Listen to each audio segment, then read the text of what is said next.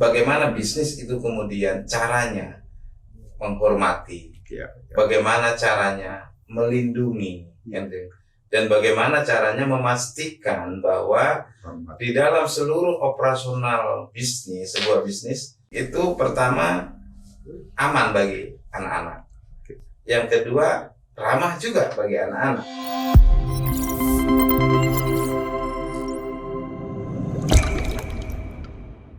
Berjumpa lagi dalam Wispo Podcast bersama saya Sumarjono Saragi.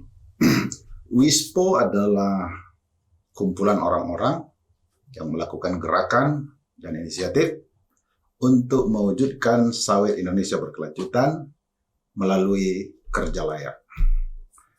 Salah satu aspek dari kerja layak adalah tanpa pekerja anak.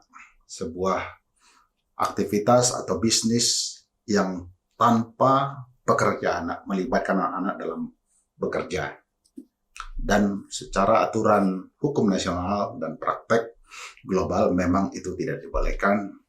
Dan korporasi atau sawit Indonesia yang berbentuk badan usaha korporasi tentunya memahami itu. Tapi hari ini kita akan diskusi bagaimana sawit Indonesia ramah anak. Itu tema besarnya.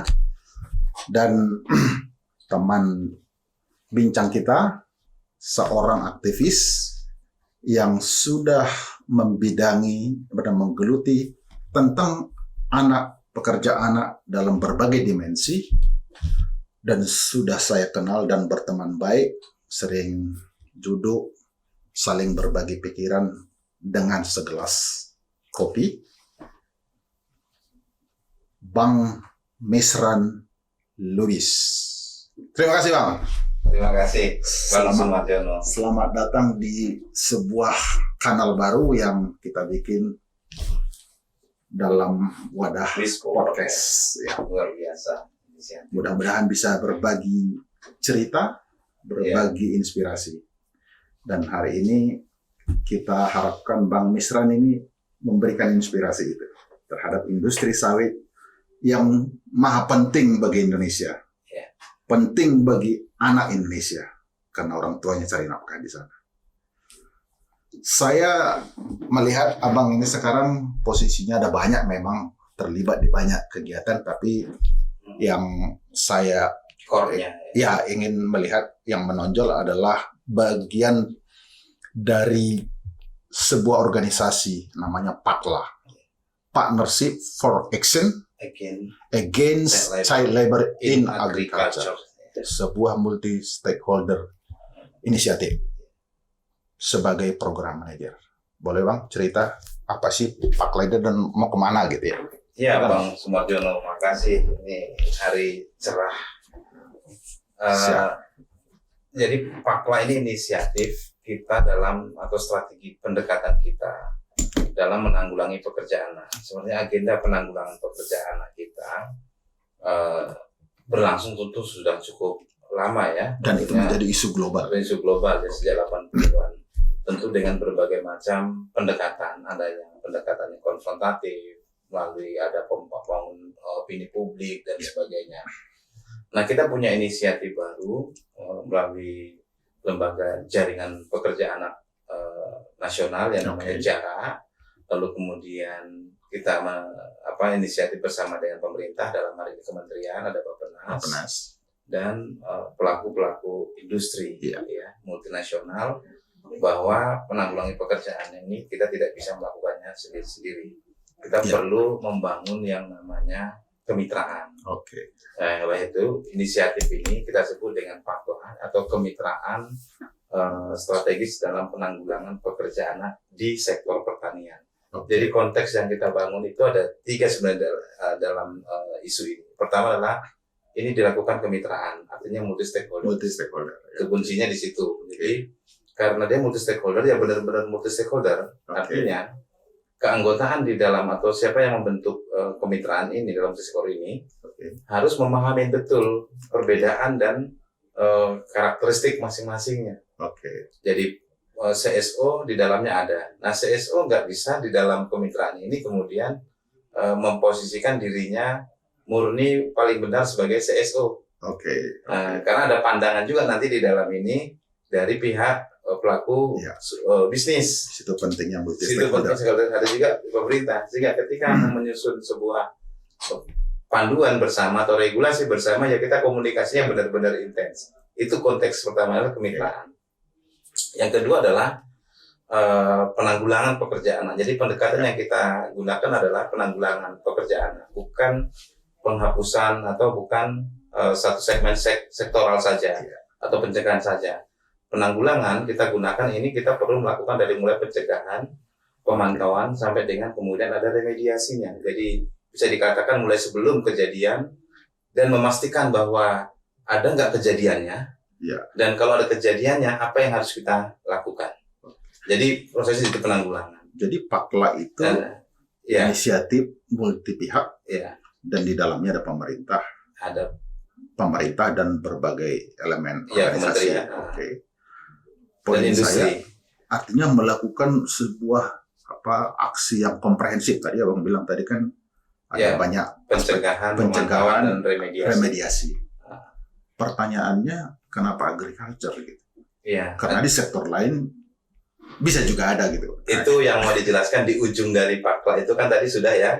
Kenapa ini kemitraan, ini penanggulangan dan pertanian kan? Kenapa pertanian? Ya memang kita tidak memungkiri bahwa di semua sektor ada yang namanya pekerjaan.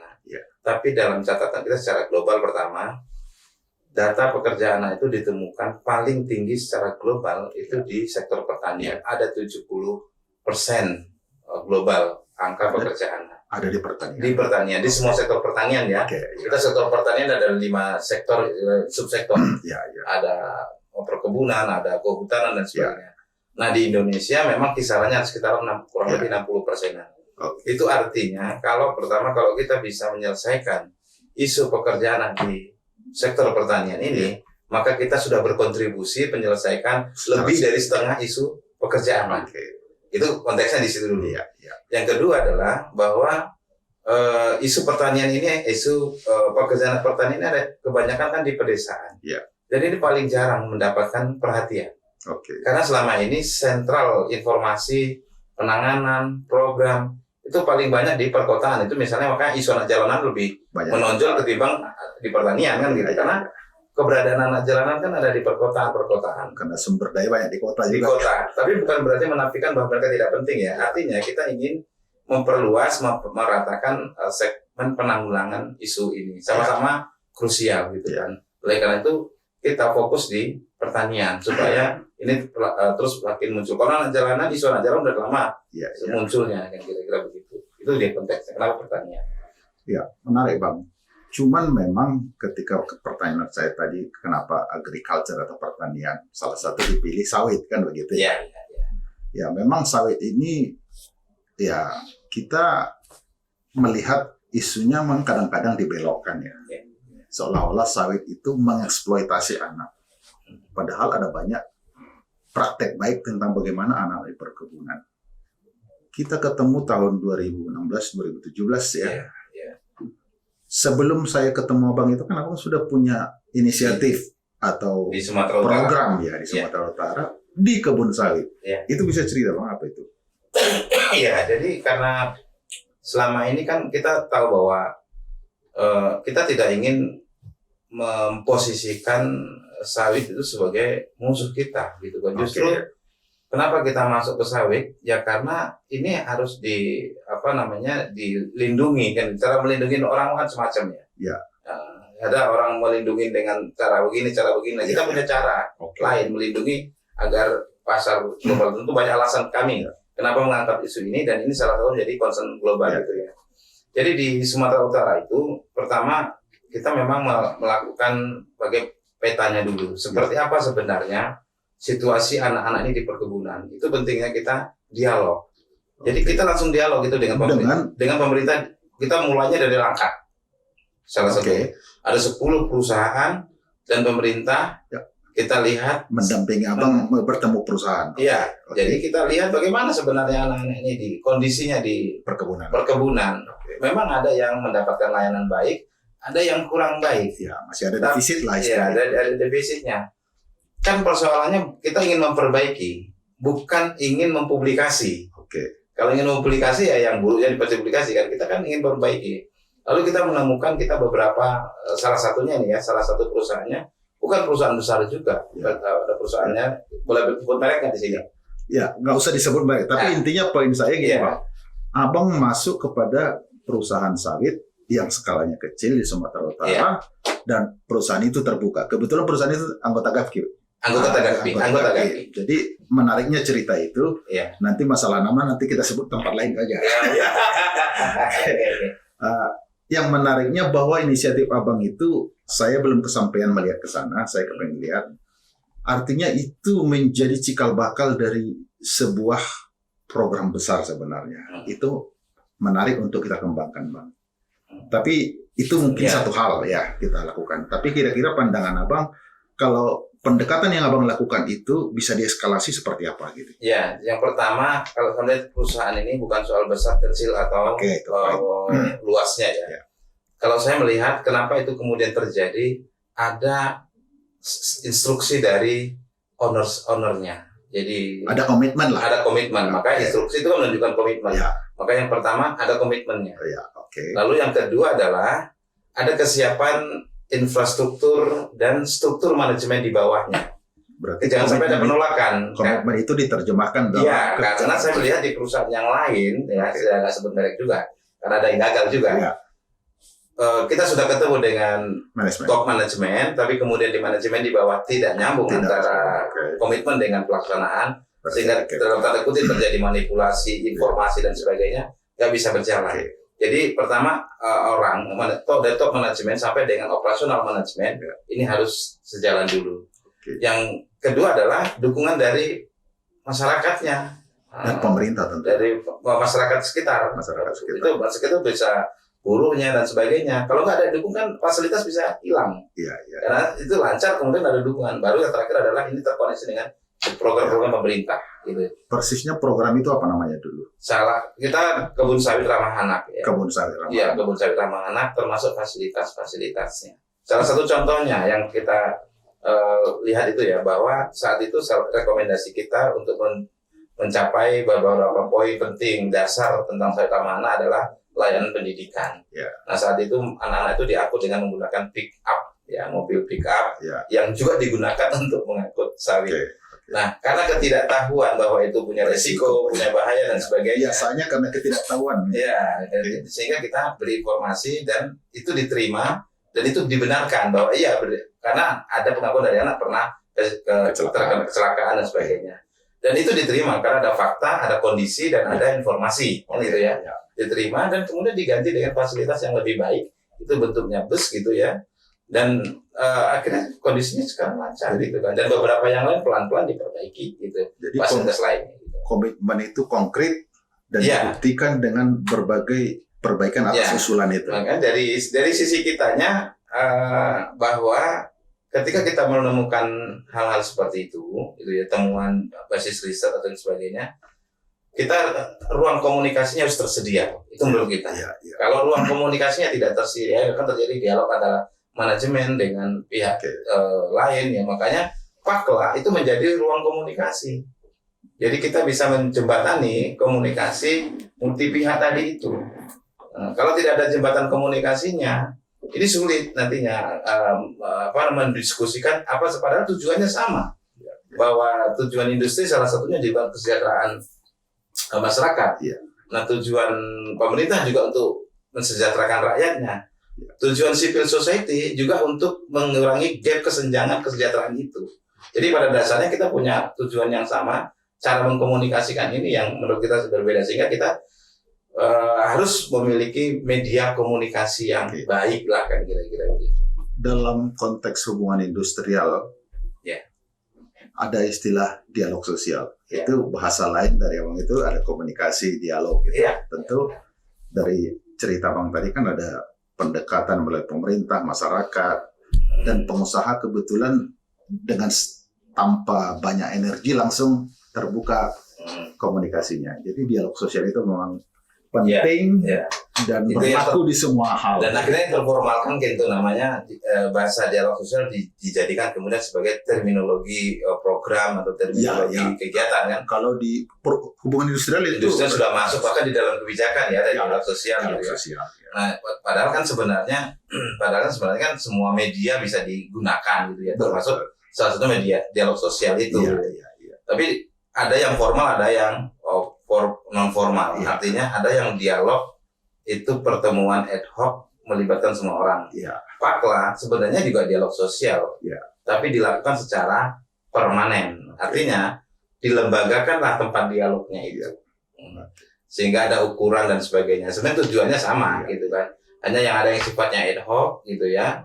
Sekali terjadi lalu ada report, ada yang mungkin dilembagakan supaya lebih berkelanjutan kan kira-kira seperti itu. Jadi sawit ramah anak. Sawit Indonesia ramah anak kita sebut disebut dengan SIRA. Dan kemudian kita berproses, kita coba tuliskan atau susun kompilasi berbagai praktek baik, termasuk atas inisiatif yang Abang lakukan tadi dalam sebuah buku yang kita produksi bersama para mitra kita itu.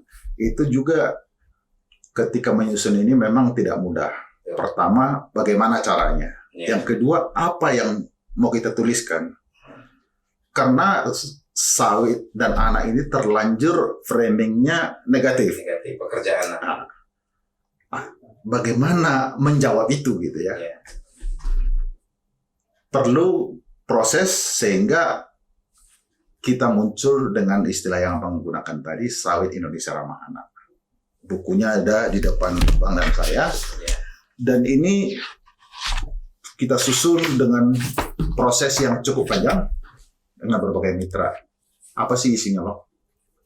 Bisa Bang cerita? Jadi sebenarnya pada dasarnya ini membantu sebagai alat bantu bagi industri, siapapun pelaku industri di sektor sawit baik itu perusahaan, mungkin non korporasi ya sampai ke petani juga. Ini sebenarnya alat bantu di mana ada kebijakan global yang sudah juga diadopsi atau diimplementasikan di nasional dan di beberapa negara. Namanya prinsip bisnis dan hak anak. Itu bukan undang-undang, itu adalah prinsip. Undang-undangnya sudah ada di masing-masing undang-undang, di masing negara dan di Indonesia juga ada tentang bagaimana hak anak itu. Jadi itu bukan regulasi baru, sudah ada regulasinya. Hanya bagaimana mempertemukan, bagaimana bisnis itu kemudian caranya menghormati, bagaimana caranya melindungi, dan bagaimana caranya memastikan bahwa di dalam seluruh operasional bisnis, sebuah bisnis, mulai dari tingkat bahan baku atau tingkat hulu sampai di tingkat paling hilir bahkan tingkat produk gitu ya, itu pertama aman bagi anak-anak. Yang kedua ramah juga bagi anak-anak. Ramah itu ada definisi juga ya, tidak mengganggu kesehatan, tidak merusak lingkungan anak dan sebagainya gitu ya. Dan kemudian juga mendukung. Jadi selain aman, ramah, mendukung bahwa berkontribusi untuk perkembangan anak terkait dengan kesejahteraan anak-anak. Jadi dimanapun bisnis itu beroperasi gitu. Itu sebenarnya di sini. Jadi menerjemahkan bagaimana sebuah perusahaan mengimplementasikan prinsip-prinsip bisnis terkait dengan hak anak di dalam seluruh rantai bisnisnya, tergantung dia berskala operasinya seperti apa. Itu isi pokok yang pertama di sini. Yang kedua, isinya di sini juga agar kebijakan yang mungkin ada di komitmen pelaku usaha ya, pemilik bisnis komitmennya pasti ada. Karena itu sudah lama menurut saya sudah terbangun gitu ya, seperti respect to people, planet dan sebagainya. Cuma hanya bagaimana caranya agar itu terimplementasi sampai di tingkat operasional teknis gitu, operasional teknis. Jadi kalau bisa dikatakan dalam rantai pasok itu ya tracingnya itu sampai ke tingkat paling bawah jadi tidak terputus-putus. Nah, inilah cara kita untuk membantu mengkomunikasikan ini, di samping membantu di tingkat perusahaan, ini sekaligus juga untuk menunjukkan pada semua level di tingkat nasional, di tingkat global gitu ya, bahwa industri sawit di Indonesia itu tidak hanya bicara gitu, tapi mencoba untuk mengimplementasikan seluruh regulasi yang berhubungan dengan perlindungan anak. Ya, poin Bang Misra tadi sangat ideal ya. Artinya ketika ada pemahaman, ada panduan dan bisa dilakukan. Cuman masalah anak ini kan tidak sederhana ya, sangat kompleks. Itu pertama. Yang kedua, sawit Indonesia juga profilnya kan adalah korporasi non korporasi gitu. Di sisi lain ada framing bahwa sawit di Indonesia itu tidak ramah anak, bahkan mengeksploitasinya, kan begitu. Narasi-narasi kampanye negatifnya. Kalau di korporasi ada banyak praktek baik, ada fasilitas, bus sekolah tadi abang sebutkan, bahkan sekolah dibangunkan di beberapa tempat yang tidak ada sekolah dengan kualitas yang bagus, ada klinik, ada daycare, itu ada praktek baik. Cuman yang menjadi soal bagaimana ini kita sebarkan. Non korporasi, para petani kita, para petani membawa anak ke kebun, itu kan istilah abang itu kan edukasi sama regenerasi kan begitu ya. Ini bagaimana ini dikombinasikan? Iya, kita harus itu pentingnya panduan ini juga fakta itu kita duduk bersama antara pelaku bisnis dengan pemerintah dan civil society yang banyak mendampingi di non corporate ini ya, non corporate. Memang ini tidak bisa dilakukan sendiri oleh pemerintah, gitu kan, karena pemerintah hanya regulator. Tapi ini kan masalah industri, masalah bisnis, rantai pasok. Maka bagaimana kebijakan yang ada di tingkat industri, kemudian ini juga berpengaruh sampai ke tingkat rantai pasoknya. Nah, itu perlu kerjasama kita. Dan regulasinya juga harus memiliki standar yang minimal dan maksimal. Saya tahu bahwa di corporate kita, di industri besar kita, itu menerapkan standar maksimal. Standar maksimal. Misalnya pekerja anak itu rekrutmen tenaga kerja itu harus di atas usia 18 tahun. Itu hukum nasional kita. Itu regulasi maksimal. Regulasi maksimal, bukan hukum nasional. Hukum nasional ada lagi. Regulasi maksimal. Itu maksudnya, itu regulasi maksimal. Tetapi regulasi maksimal di tingkat masyarakat Indonesia tidak bisa dilakukan. Tidak semudah itu. Karena kita punya masalah tadi, punya isu tentang regenerasi petani, punya tradisi membantu orang tua dan sebagainya. Namun kita meskipun ada tantangan seperti ini, sebenarnya kita masih bisa compliance terhadap regulasi.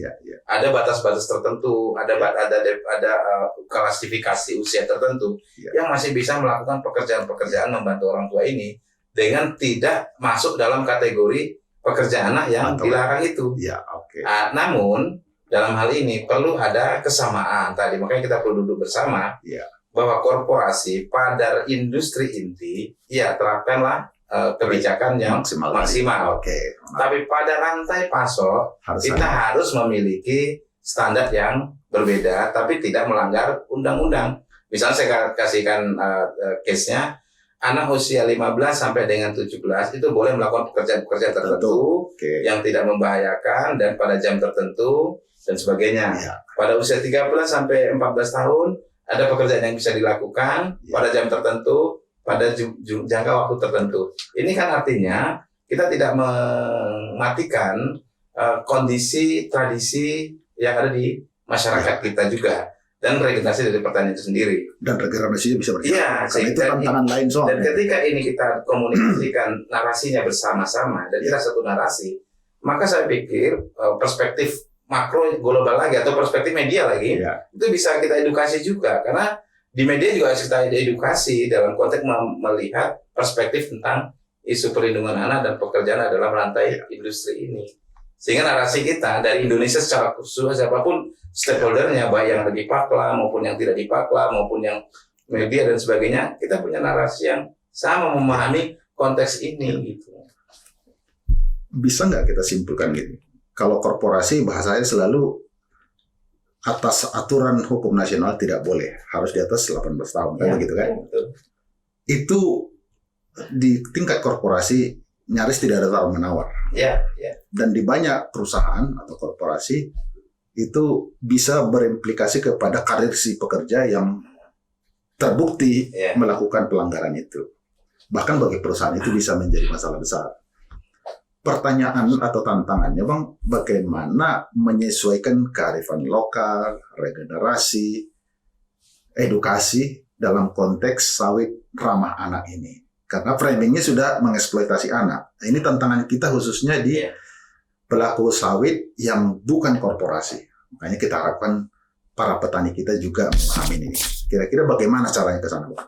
Ya, pasti kita butuh dukungan dari industri-industri juga ya, karena bagaimanapun ada hubungan meskipun tidak secara langsung ataupun secara langsung ada hubungan antara korporasi dengan non korporasi ini. Apakah bentuknya petani dan sebagainya, dan tutupan lahannya juga kan luasannya juga lumayan ya, hampir sama ya, 40% lebih kurang. Nah, itu artinya kan perimbangannya juga nggak terlalu jauh, dan ini kan artinya kalau seluruh dari 40 sekian persen itu ada pekerjaan, apa nggak kemudian bisa mengeneralisir sawit Indonesia, kan kira-kira begitu. Oleh karena itu kita perlu menyampaikan ini sampai ke tingkat. Nah, pendekatannya kalau korporasi kita pendekatannya kan mudah, kita lewat kebijakan industri bisa. Tapi caranya untuk di tingkat petani ini tidak bisa, karena nggak ada satu infrastruktur yang struktural menjangkau itu. Maka pendekatannya adalah landscape. Nah, pendekatan landscape ini adalah bisa itu yang kita mulai di Sumut dulu, Sumatera Utara dulu, kita sebut perkebunan A ramah anak. Kenapa? Karena kita harus mengcover seluruh wilayah itu. Nggak bisa kita katakan, atau kita sebut dengan desa kebun, atau kita sebut dengan pedesaan dan sebagainya. Artinya pendekatan kita adalah pendekatan landscape, supaya kita nggak mau membedakan bahwa di desa itu ada petani mitra atau bukan mitra, atau petani plasma atau bukan plasma. Artinya tidak ada pilihan lagi, karena itu semua adalah landscape. Nah, landscape itu juga selain untuk tidak memisahkan atau tidak diskriminasi masing-masing ini, tapi juga bisa untuk melibatkan semua pemain yang ada di situ, karena di desa itu pemainnya pembeli, penjual itu banyak gitu. Sehingga kita sebut dengan playing player itu para pemain bisa kita masukkan dalam semua kemitraan landscape tadi itu dengan pendekatan desa atau desa kebun atau pedesaan ramah anak tadi itu. Ya, menarik, Bang. Ini menarik sekaligus menantang ya tentunya. Jadi apa yang Abang kerjakan selama ini dan kita kerjakan secara bersama-sama tentu masih bagian kecil dari kerjaan besar itu ya. Kira-kira harapan Abang terhadap pelaku pekebun sawit dari yang besar, kecil sampai para petani dalam konteks menjadikan sawit Indonesia ramah anak, kira-kira harapannya, Bang? Ya, saya pikir sekarang ini kita sedang menggagas dengan Kementerian Ketenagakerjaan dan beberapa kementerian lain bagaimana memasifkan informasi ini dulu ke seluruh pelaku industri pertanian, terutama perkebunan sawit.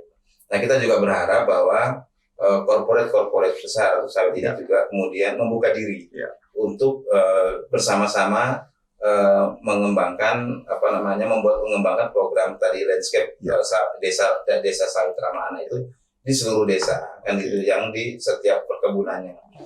Mungkin melalui GAPI kita juga memperkuat kerjasama kita untuk menjangkau lebih banyak lagi wilayah. Anak menjadi salah satu aktor kunci mewujudkan Indonesia emas gitu. Saya agak provokatif sedikit gitu. Jadi sawit di mana ada anak-anak punya peran besar untuk mewujudkan Indonesia emas itu, gitu ya. Bagaimana anak kita perlakukan, bagaimana ibunya kita perlakukan, makanya kita sebut sawit Indonesia juga ramah perempuan. Gitu.